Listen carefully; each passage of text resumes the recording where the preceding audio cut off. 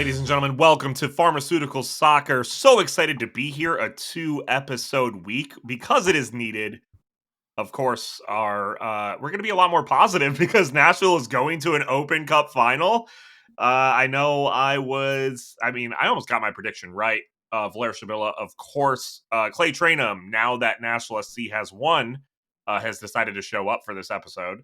Sorry, Clay, we figured you didn't show up for our first episode of the week. I appreciate Valère understanding that I have some duties, away from work. Again, we all have duties. I understand that, but why are my duties always not real? Let's stop talking about your Can we duty. stop saying duties? Let's stop talking about your duties, Stephen. So I will tell you, we did plan on doing this episode regardless. If Nashville had lost last night, there's a good chance we wouldn't have made this episode. No, absolutely not. I definitely would not have planned on doing that. You guys are both wrong. We were 100% going to do it because we're on the march to 300 episodes. That's right. We are pushing out. To be fair, it's really good content. Like the 2-week episodes have been so far a Dax McCarty interview and an Open Cup final, the second final in club history. So it's like good reasons why we have 2-week episodes. We're not just throwing content your way. Oh yeah, I mean it is needed, especially after this win as well, which we did get. We don't even have to do the what ifs of not getting the win. We are going to an Open Cup final now. And I would say we're going to talk about it like in specifics, but I think in a very convincing fashion, especially after this. I don't even know where to start because I'm just so happy in what I couldn't fall asleep last night. Like, what is the point of doing a Tuesday night match when like you're just so excited you can't sleep? So I was the same way. It took me a while to get to sleep, but I think that everyone should take a moment to appreciate being in a cup final. I've talked about this before, but like you really don't know how many of them you're going to get because good teams don't make cup finals. Plenty of good teams don't make cup finals every single year. And so like the fact that Nashville is in its second in 3 years is something that may not happen again. Like 2 finals in 3 years. It may not happen again. And so, and there might be another cup final to happen later this year as well. So, I mean, like you have to make sure that you really cherish this. And I said this on Twitter last night, kind of in the aftermath. If you have a way of getting to the game, I promise you it will be worth it, whether they win or lose, because it is just something that you need to cherish because you never know. You never know the next time you're going to be playing in an Open Cup final. And it's a chance to win a championship. I mean, Valère and I are Titans fans. The Titans went to the Super Bowl one time, and it was before Valère was probably aware they existed. And so, not even aware the game of football existed. Yeah, and so like they haven't been since. Like Chicago's one of the most successful teams in Open Cup history. They haven't been in ages. So you just never know when you're going to make it again. And so I'm so happy to have a second opportunity to go watch a cup final, and maybe Nashville will win this time. And just to drive home this point, the other thing is that it's so rare to start with to be in a cup final. It's also, Nashville had their opportunity hosting a cup final 2 years ago. And that just shows you how rare it is. Like, I don't know when the next time Nashville will have a home cup final. Whether it's away or home, it is a very rare occasion that even the next time that came up, it wasn't a home final. So if you didn't go to that Miami game, this is your shot, because next time there is a cup final, we don't know when. Next time there is a home cup final, that's, even more rare. And speaking of going to a cup final, I think we're going to break the news right here. Pharma Soccer is going to the cup final. I don't know if that's news to be breaking specifically, but yes, we are going to the cup final. So buckle up for a scoreless draw because the Pharma boys will be in the house wherever they're playing. I want to capitalize a little bit on Valère's point as well, because I even think the disc from our 615 Discord, the conversations within Pharma Soccer, there does seem to be a lot of excitement when it comes to people even traveling for this match specifically. And we don't even know where we're going yet. Like, you have people being like, I don't care that it's a Wednesday on October 1st. Like, we're still going no matter when, where, what it is. And that is something that we've been asking for when it comes to Nashville SC soccer fandom for a very long time, where it doesn't matter if there was a big match, if there was a big something going on, that our fans are going to be there specifically. And it does seem like they are turning to that already. Yeah, and That's I what having a think bad season can do for you. I think these sort of diehard fans are, they're gonna travel for this because they see the value in it, and I think there's still a huge sort of casual fan contingent that probably isn't really sure what the Open Cup is yet. But the buzz of making a final, like I didn't really. I've talked about this before. I knew Nashville had a hockey team. I'd been to a couple of Preds games. I wasn't a Preds fan until you know until the run to the Stanley Cup final. And that's kind of a similar thing that Nashville, that you would have a lot of people who weren't necessarily Nashville SC fans until that Leagues Cup final. And now here's another opportunity for it. It does suck that it's away from home to start with. And the other thing I really dislike is that it's on a weekday. I don't understand why US soccer and MLS can't come up with a way to put this on a weekend, to put this on prime time on TV.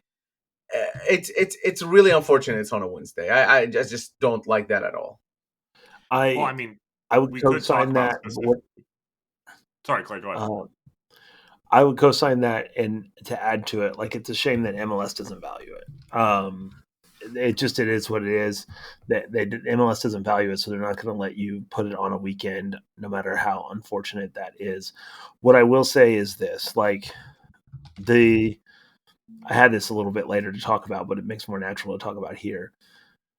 The Leagues Cup is the toughest run to a final that Nashville will probably ever have. They've played Club America, Monterrey. They had to play Miami. Like, is unbelievable amount. I mean, Cincinnati won the Supporter Shield that year, and Nashville had to get past them. Nashville will never play at any sort of cup run where they faced those level of opponents throughout the entire tournament. But the U.S. Open Cup is the hipster cup. It's the purist cup. It's the one that's been around since 2010. Like, your American soccer nerd friend may not have an MLS team, but he knows about the U.S. Open Cup. And that is like for me, obviously, like U.S. Open Cup is like the thing that I've been thinking about Nashville winning since Nashville was an amateur team. Like, this is the tournament that everyone can play in. And so I'm like so excited. So acknowledging that the Leagues Cup would have been a more impressive one to win. This is the cup final that I've wanted Nashville to play in the entire existence of Nashville as a team. And this is an opportunity to do it. And I do wish that MLS cared about it more, because it's been around since 1910. It predates most pro leagues in this, like not just pro soccer leagues, pro leagues in this country. It is a historic and a trophy that Nashville would put their name alongside some of the most notable teams to have ever played the sport in the United States, going back over 100 years, if they were to win it. So, I'm so excited that we get to see Nashville in a U.S. Open Cup final. And while that history might be a little lost on MLS as a league, it is not lost on Nashville SC. I do want to say that every time we've talked to BJ Callahan and the players, they have been very much hitting the point home that it's a trophy, it's a historic trophy. I mean, even Sam Surridge was like comparing it to the FA Cup after the match. Patrick Yazbak talked about, not knowing much about it and then finding out about its history and finding out how long the competition has been held. And then the last thing I'll say is this match falls on October 1st, and it will be against Austin or Minnesota. We should probably mention this part. And it will be either in Austin or Minnesota. Nashville SC have games the weekend before and the weekend after. So the weekend before, they are playing Houston at home. So that's not terrible. Houston isn't the best team in MLS. And also, it's a home match. So Nashville SC will not have to travel twice. So that is a benefit for Nashville. And then after the Cup final, they will have Montreal away on October 4th. Now, that game doesn't matter as much depending on what happens on the Open Cup final. So here's a question. All of us, well, Stephen, were you in Were you in Chester in 2021? How dare you? Excuse me?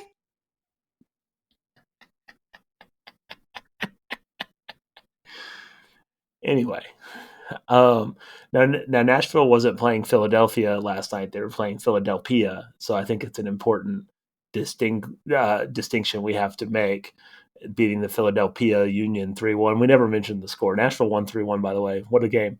Well, it's almost like we still have a second segment to go over the specifics of the match like we normally do. But yes, please continue. Yeah, but I'm not talking about the specifics. What I'm going to ask is how many demons were exercised knocking Philadelphia out of the U.S. Open Cup after what they did to Nashville in Chester a few years ago? Because Philly's been to so many Open Cups finals and not won, so it was just kind of nice to be like, oh yeah, you still don't get to win it this year. Well, I think it's obviously we'll go into the specifics of the match. Like that didn't help my anger throughout that against Philadelphia because I mean Philadelphia was extremely scrappy, and Bradley Carnell thinking that the calls were going against him because Nashville was hysterical.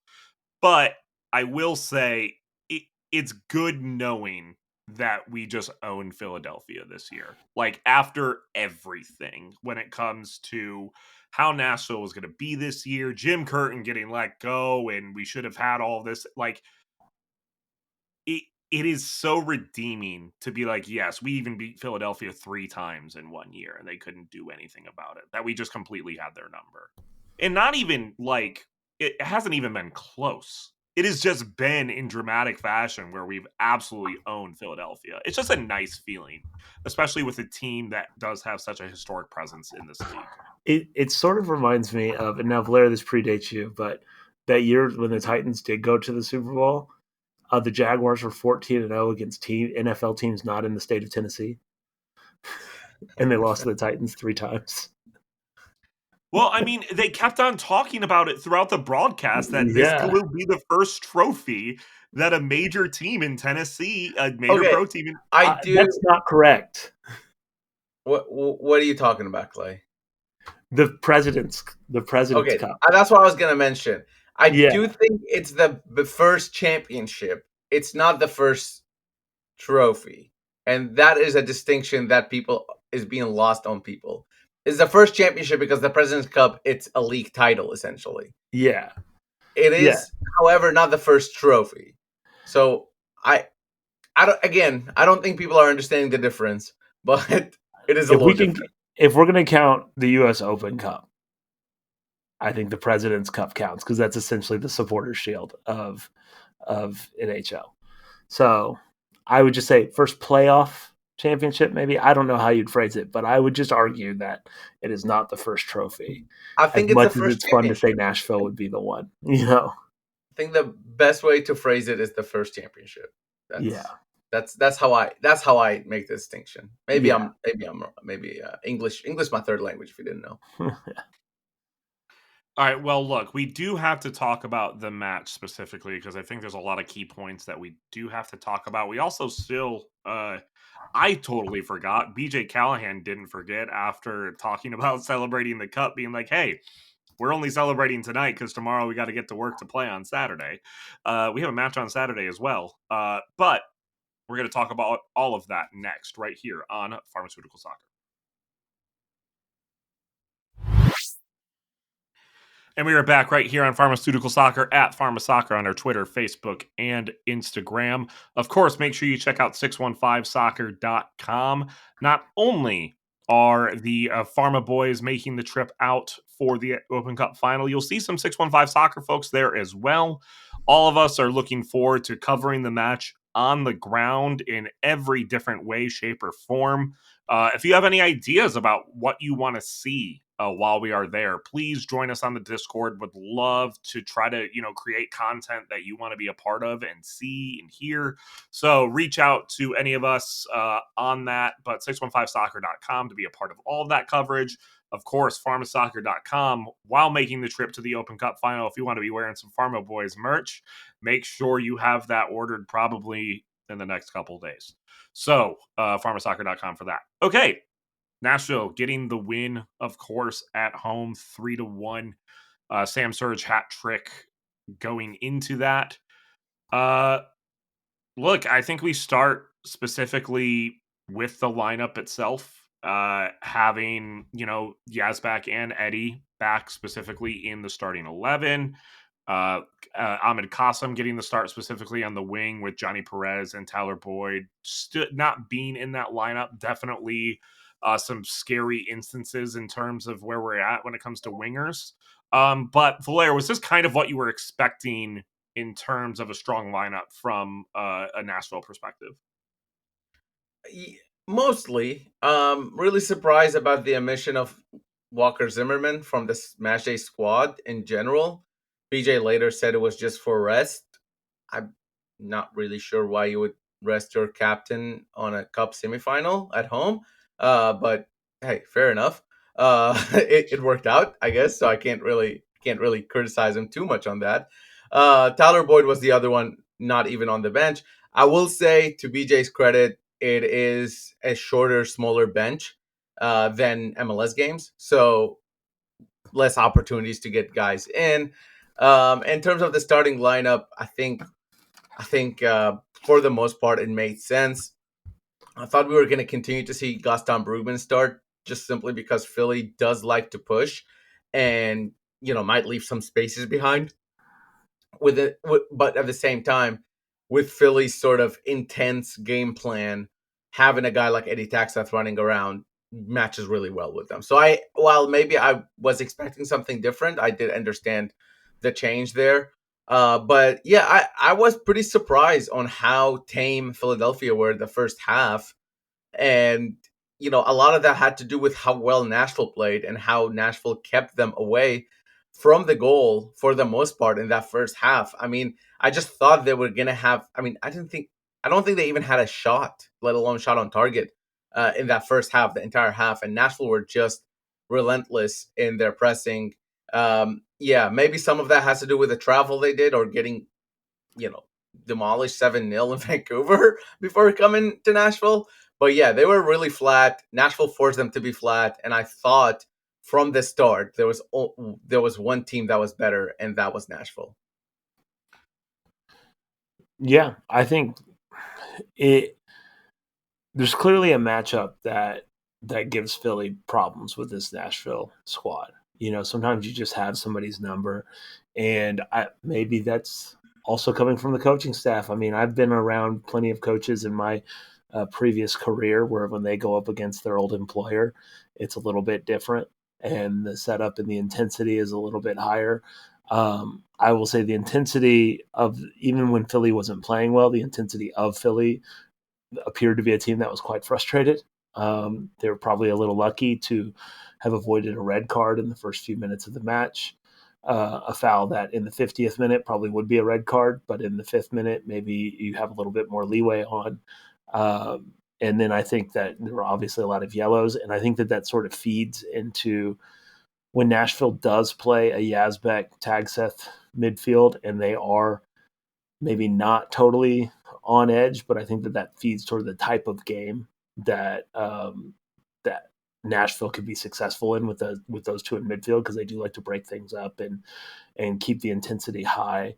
But obviously, it starts and ends with talking about Sam Surridge. I mean, I don't think that you can put enough sort of plaudits on a guy scoring a hat trick to send your team to a cup final.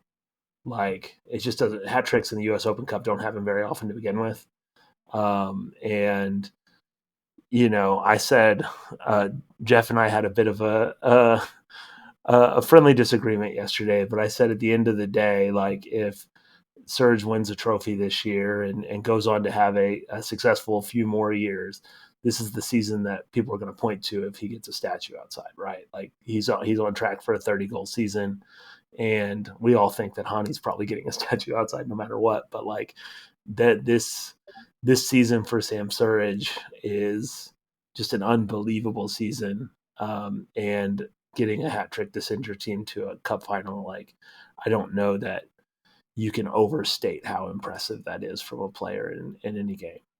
Well, I even think it transcends even the coaches that National SC has had. It just like from even when this club was in USL to nowadays, for a long time it has been we have the pieces in play. What is that finishing product going to be? And we've been through it with coaches. We've been through it through different playoffs and cups and all of that. If we just had that one number 9, that one piece that could actually put the ball in the back of the net with the chances that we have, Nashville could be unstoppable. And we were able to show, and I feel like this season it's all coming to fruition when it comes to the way that Sam Surridge has been playing. And I still think there are some chances that he probably should have hit that he hasn't hit this year, and yet he's still having the success rate that he is. This is what we've been waiting for here in Nashville. And I will say this on that point. It's the Erling Haaland thing where people, he had a stat out there that he missed the most chances out of anybody in the top 5 league, but he also scored like 40 goals. So it's like, he's putting himself in those chances because he's good enough to make those chances happen a lot of times. And sometimes he will end up missing those. And I think, I'm not saying Surridge is Haaland, but I'm just saying like that is good strikers miss chances often, and it could be annoying, but that's because they make those chances happen. He didn't miss many last night, I'll tell you that. Well, half of it is knowing. Go ahead, Clay. I was to say his third goal, is a goal that maybe less than 10 people at MLS could score. Like bringing a ball, like having the touch to put that in the top corner off a ball from that deep, like it is an unbelievable finish. And there are maybe 2 people that have ever played for Nashville that can put that in the net, and that's a maybe. Yeah, well, go ahead. I was going to say, I just think it's like knowing, like the team has confidence knowing that Sam Surridge is going to be there. Like, and I think a great example of that is, Tyler Boyd's goal Tyler Boyd's assist against Cincinnati. His back was turned to the box specifically when he crossed that ball in. But it was a beautiful pass knowing that Sam Surridge was going to be making that far end run. Like, it is specifically like Nashville has not had a player like that is going to be in those positions. Pretty goals aside, let's get down to the meat and potatoes of this. Let's talk about the most important thing, and that is long throw goals. Who doesn't love a long throw goal? Oh. Yeah, I've loved a long throw goal my entire life. I love Roy Delap. I loved watching him play in the Premier League, and this has been a part of Nashville's game that has been around at times. Shout out to Dave Romney. And a throw-in goal just makes my like crap soccer goal heart so happy. And not the first one for Nashville SC. No. Seen plenty. I love him. That's, Robert Castellanos' legendary 1 game, 1 goal performance was one of the best out there. This was 2022. Dave Romney was a part of like 4 or 5 throwing goals when he was with Nashville. They're mostly crap goals, but man, when you got a team of a bunch of tall people, sometimes things happen. I will say one other thing on the Surridge hat trick before we move on. With that hat trick, he now tied the most goals in one season for Nashville SC with 26. Ani Mukhtar scored 26 in 2022, when he won MVP. So now with 4 MLS games left and the Open Cup final, and the MLS playoffs most likely, Surridge is looking to definitely surpass that and become the most to score in one season for Nashville SC. Again, Clay kind of mentioned it, but I don't think anybody would be surprised if Surridge hits the 30 mark in all comps. 5 of his goals came from Open Cup matches, which he's only played in 2 of them. So he scored 5 goals in the 2 Open Cup matches. Incredible rate. Is that good? Yeah.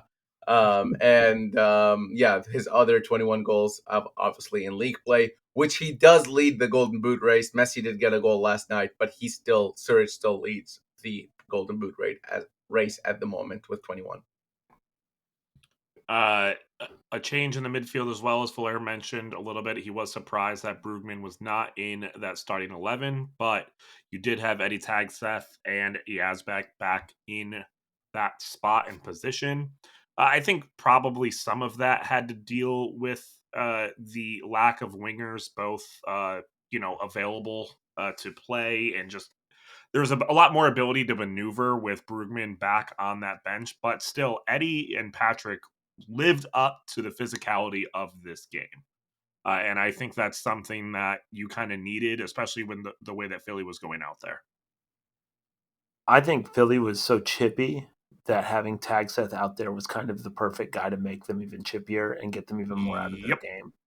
I think that he was in Philly's head early, and that would make sense because the previous two times that Nashville played Philly, Eddie was in really good form. Now he's had a pretty up and down last couple of months, but I think this game is a real return to form for what his engine kept going. He kept his head about him, even when it was bloodied. Like he played it a lot smarter in terms of like being in that gray area uh, that he likes to play in. And I do think that one of the most important moments of the match involved him. I think that so Philly scores to make it 2-1. And they were on top a little bit. Like they had a couple opportunities. I mean, they probably should have put away one of them, honestly, to make it 2-2. And there in the 81st minute, Eddie gets bloodied. It's a yellow card, I guess, but it wasn't necessarily intentional where he gets hit in the head and bloodied, and he got waved on probably too early.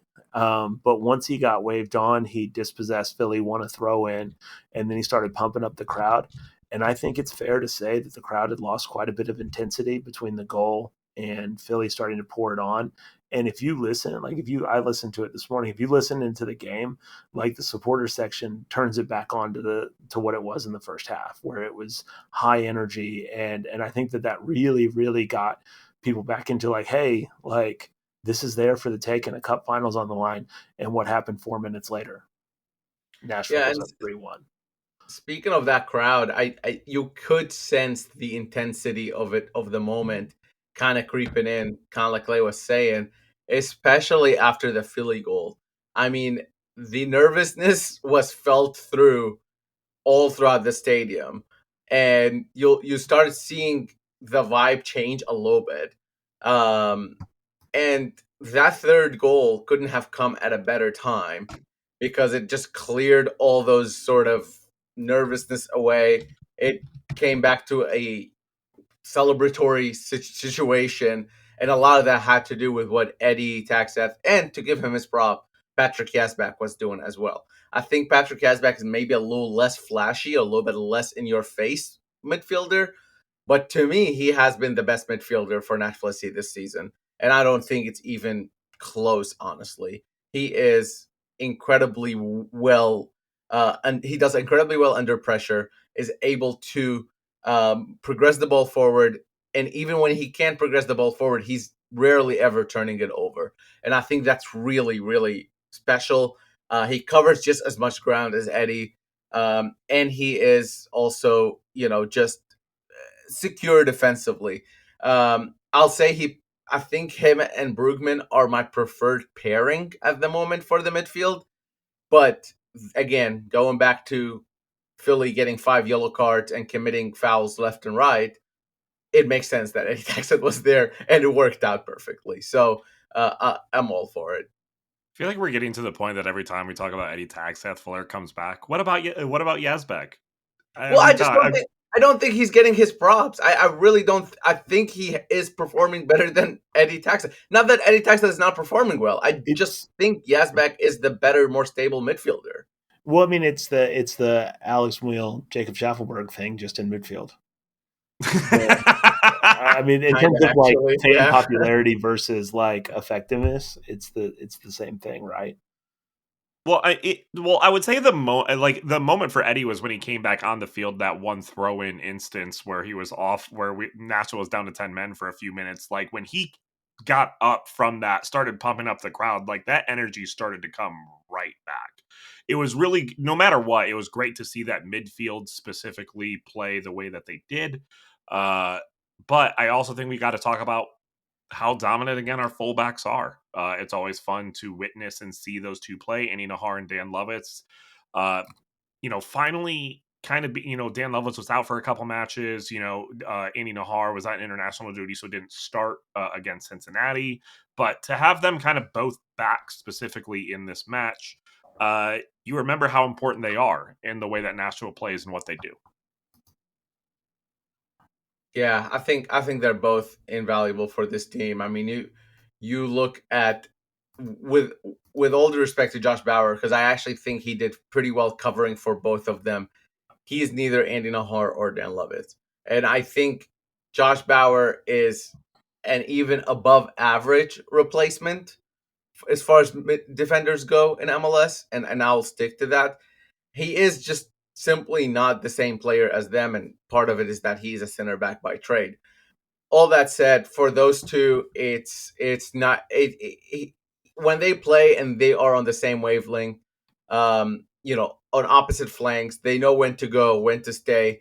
It's really, really good to have them back because it allows Nashville SC to play in this organized style that we've seen them play. And BJ Callahan harps on this point all the time, and it's very simple, but it's everybody defends, everybody attacks. And it's like something you would hear in like your U12 five-a-side team, but really that's what it is. It's everybody defending, everybody attacking, everybody keeping the shape. And those two are so important to the shape. Even if it's just, giving instructions to the players around them, let alone actually them doing defensive action or bombing forward with an assist like we saw Lovitz. Well, yeah, Uh, that's where I was gonna bring it back to Lovitz getting an assist because uh, Nahar's had a great season. Nahar is arguably the best fullback in the league this year.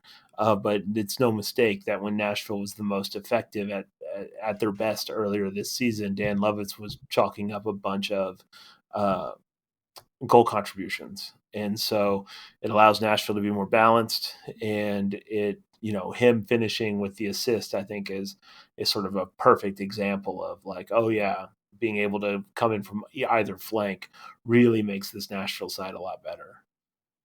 I also think one important player to talk about, especially for this Open Cup run as well, is our goalkeeper, who I think people were surprised to not see Joe Willis in there, even though it was, a semifinal in Sh- Schwake from Schwaki. Schwaki. Schwaki. Schwaki has been, the kind of the Open Cup goalkeeper still. But he is a player that stood his ground, played his position, and probably earned himself a starting spot in the final as well. He's definitely gonna play the final. I feel like at this point, I thought if BJ Callahan was gonna get him out of the starting lineup, it was gonna be in the semifinal, but he didn't, and he became the first Nashville SC player to win their first four starts with the team. To be honest, that's probably a because they've all been in the Open Cup. It's a little bit of a weird stat, but someone reached out to me on Instagram yesterday actually and said this will be a really good trivia question a few years from now, which I think it will be if Schwalke doesn't end up being the Nashville number one. If Schwalke ends up being the Nashville number one, then that all the commentators will start repeating it. So can he make that five? We'll see in the final. Overall, he didn't have much to do. He did have a couple of awkward moments, and I do want to kind of talk about that. One of them in the first half, he wasn't able to bring down a ball easily, and the one in the second half where he came out of his goal and Palacios had to be there to kind of help him out. On the goal itself, on Philadelphia's goal, it's just an incredible shot from Quinn Sullivan. I honestly don't know if I put any of that on the keeper. But yeah, he did have a couple awkward moments in that stretch where Nashville weren't the best team, which to be fair was only about 10, 15 minutes, but still not as secure as maybe you would want a goalkeeper to be going into the final. Yeah, beware the Jabberwocky, as Lewis Carroll so very nearly said. That's an English joke. I'm sorry, but the things that I was watching out for from him in that game, and I don't think he had a bad game, so I don't want this to be interpreted as him having a bad game. But in transition, very uncomfortable. Set pieces, a little more uncomfortable. These are what you expect from goalkeepers that are not very seasoned, especially in MLS. I mean, we talk about MLS goalkeepers all the time, and transition and set pieces, those were the times when it looked a little bit up there for him. But I do think like this was a very, very good like type of game to build confidence and to maybe create competition ultimately. And I do think like, sometimes your cup goalkeeper just gets on a heater and you got to stick with them, even if obviously Joe Willis is a better player. Like we saw it a little bit with the Leagues Cup run a few years ago. And so, we'll see. That being said, like it's a cup final, maybe play your best goalkeeper is the way I feel, but I do expect that Schwalke will start the cup final. We do have another match to preview, though, and talk about as we have Orlando coming up. And we're going to do that next, right here on Pharmaceutical Soccer. And we are back right here on Pharmaceutical Soccer at PharmaSoccer on our Twitter, Facebook, and Instagram. Of course, 615soccer.com. Please make sure you check that out. Become a part of what we're doing over there, as well as pharmasoccer.com for all of our stuff when it comes to merchandise and all of that. So please check that out. Look, we still have an MLS match on Saturday away against Orlando, a team that had the ability to kind of take the reins a little bit in terms of the East, and then could not beat a 10-man DC United team who just let go of. Oh, sorry, Clay. What is your reaction to Caleb Porter getting fired? Oh well, I don't really care about that. I thought you were going to go with Ali Mackay, Well, but Alan Mackay, that's another one to talk about as well. That's a yeah. very interesting choice. I think Being Caleb Porter has a very, very interesting soccer career that it's kind of hard to figure out because on one hand he has been very successful for a very brief amount of time, 2 different times, and he deserves credit for that. And he's been a very successful college coach, but I do not know where he goes next, especially with the entirety of the New England roster throwing him under the bus on the way out. Can't wait for him to take over Montreal here in a little bit. It's just gonna happen. I do want to say something, Steven, before we get really going into this preview. Um, I know we usually do plugs at the end, but the Kicking Is 615 Foot Golf Tournament is back this year. This is the 6th annual fundraiser we're doing at Kicking Is 615. I'm doing it here, so you go and sign up right now and not wait till the end of the episode and skip over it. Pause this episode. You can keep it playing, actually. Go to ki615.org/footgolf25 and sign up for the foot golf tournament. You get to play foot golf, which if you haven't played, it's a lot of fun. It's golf with your feet and a soccer ball, which is a lot more fun than actual golf, if you ask me. I've played both. And it's all proceeds go to Kicking It 615. If you're unfamiliar with the organization, we help kids who can't afford soccer play soccer for free of charge. So ki615.org/footgolf25 and on social media at Kicking It 615. Please sign up. We need all teams. It just went live today. So there are a lot of slots open right now, but there might not be later. So make sure you sign up as soon as possible. It's really, really a fun event, and food is included. So you get a little bit of food there, and you still get to watch the Nashville SC match afterwards on October 4th, which is a Saturday. It really is a fun experience and time, and Valer only hijacks the show for plugs if he really needs to do it and wants you to be a part of something. So please make sure you sign up. It really is a great time. Heck, maybe a 615 soccer team or a Pharma soccer team should get together this year for something. That'd be great. I know Omari can ball, so like I don't know where Omari is at the current moment when it comes to us winning. So we'll have to work on this. But anyways, we play Orlando again on Saturday. Yay. I'm so excited. Can't wait to play Orlando again. Isn't it funny? Like the last time that Nashville played Orlando, which was just like 3 weeks ago, right?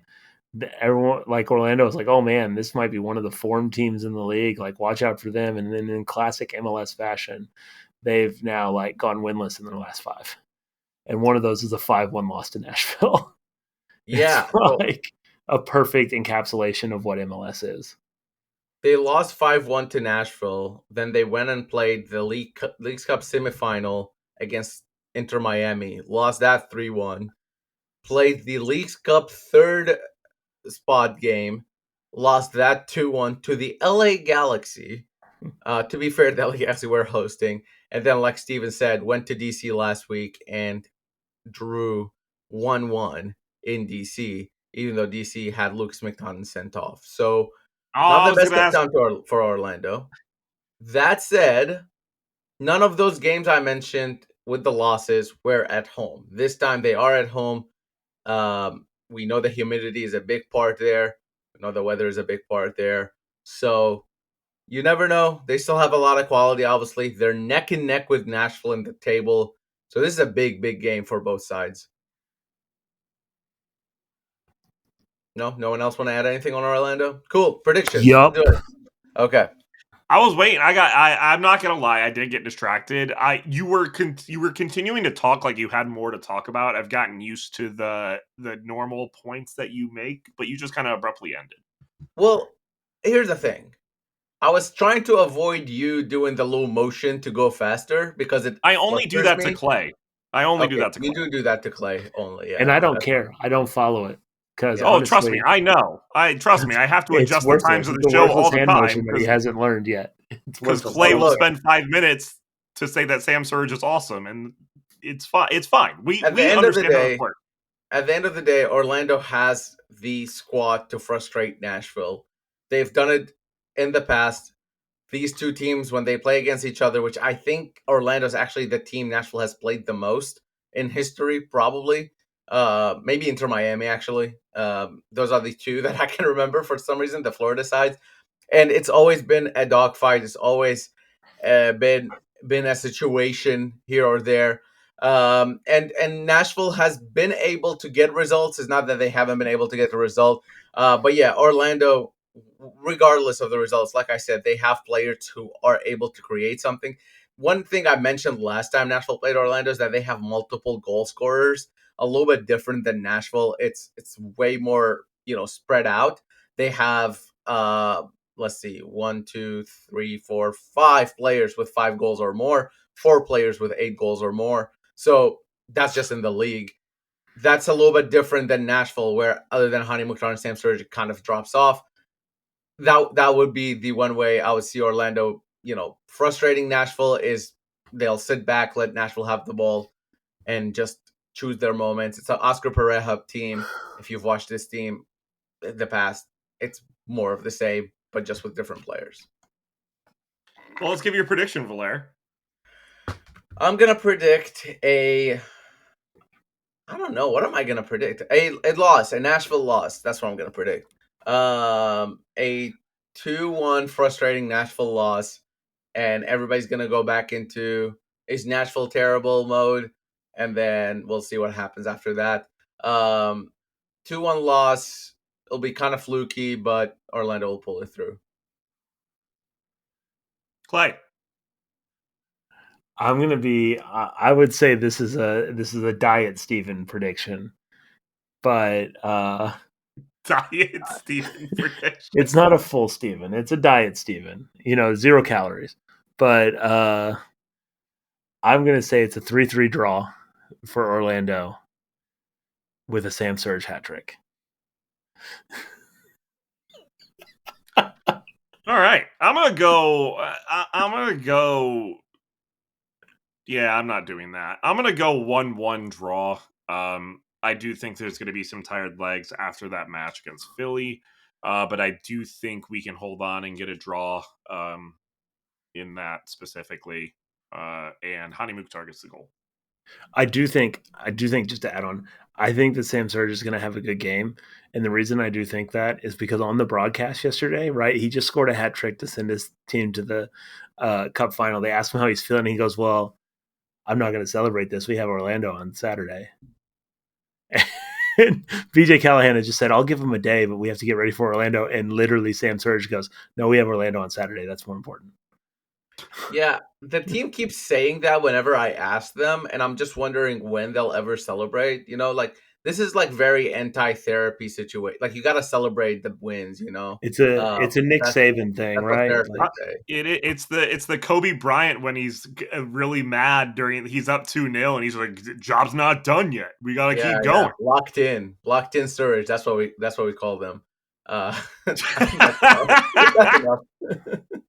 Thank you guys for listening to this episode. Of course, we'll be back next week to talk about that, or we will be locked in as a podcast to talk about that Orlando match. Of course, we're excited to talk about who is going to be in the Open Cup final and where we're traveling to. So paying attention to that. Thank you guys again so much for listening to the show. We will see you next week.